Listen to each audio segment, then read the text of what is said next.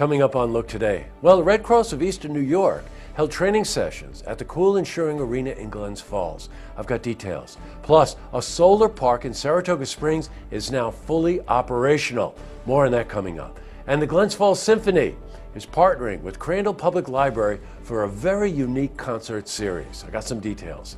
All ahead on Look Today.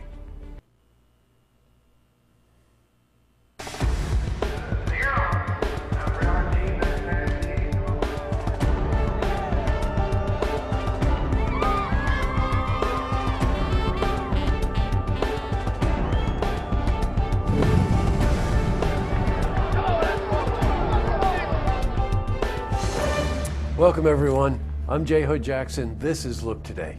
Well, tonight's program, I sit down with John Kettlewell. Now, he's Constituent Engagement Director for Saratoga Plan.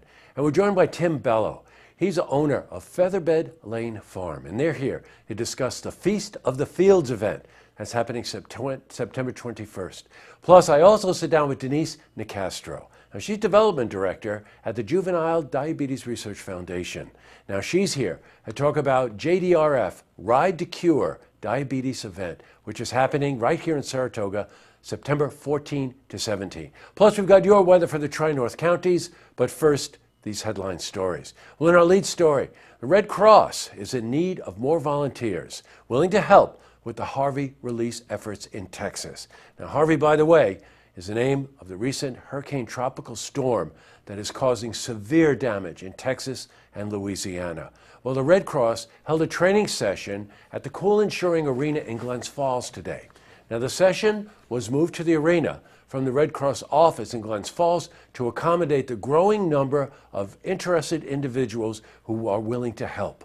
Now, the Red Cross is seeking donations to assist in the release effort. So if you want to get involved, please visit redcross.org/donate or call 1-800-RED-CROSS. Now, we spoke to David Kunzelman. He's the Regional Disaster Officer for Red Cross of Eastern New York. So it really just proves that the humanitarian and everyone is truly starting to arise and come out and wanting to go and provide that human touch to individuals that have been affected.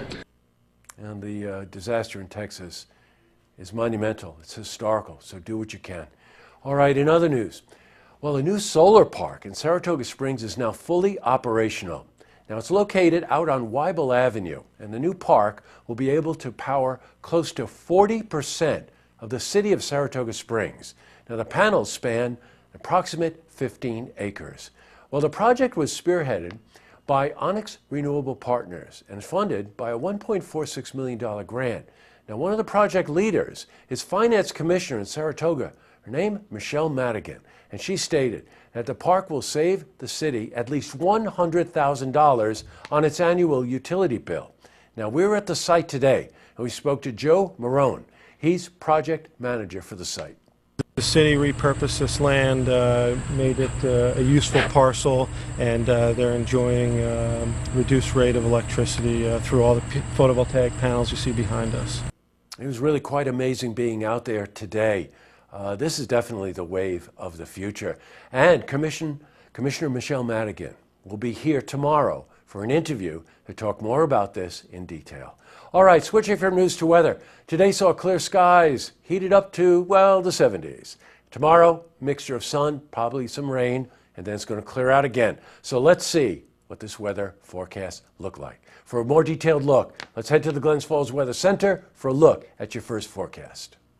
Thank you, Jesse. I'm meteorologist Clarence Ponser with your first look weather forecast. Right now, as you look at the national map, what is currently tropical depression Harvey is going to make its way towards the northeast, then eventually impacting the mid-south as high pressure is still dominant at this time over the Midwest, along with this warm front boundary along the Gulf Coast states. Some of this moisture is going to pull to the mid-Atlantic, and there's a cold front boundary making its way towards upstate New York and New England. So we're going to see here increased chances of showers and storms in the forecast, but we're going to see a relatively cool night somewhat. 51 Scranton, 53 Albany, 50 in Boston.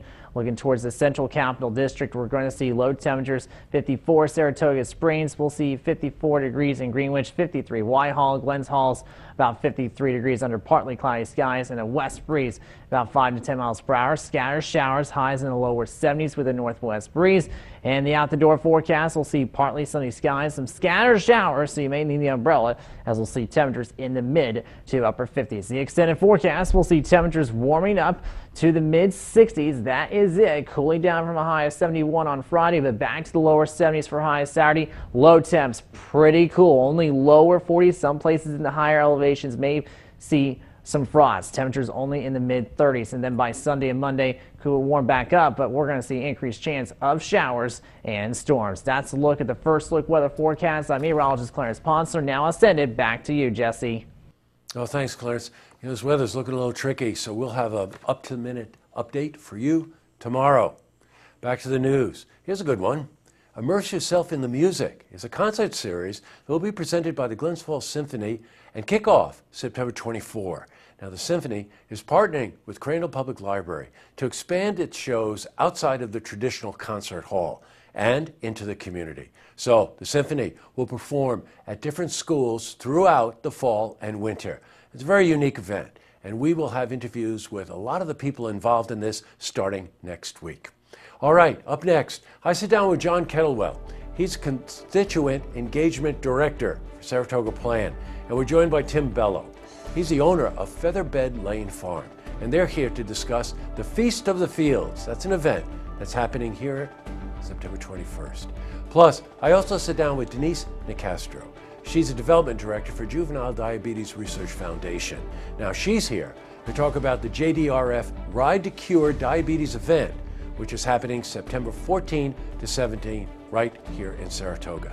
But first, if you see news happening, you want to share a story idea, how about join us for an interview? Then give us a call on the hotline. The number is 798-8000.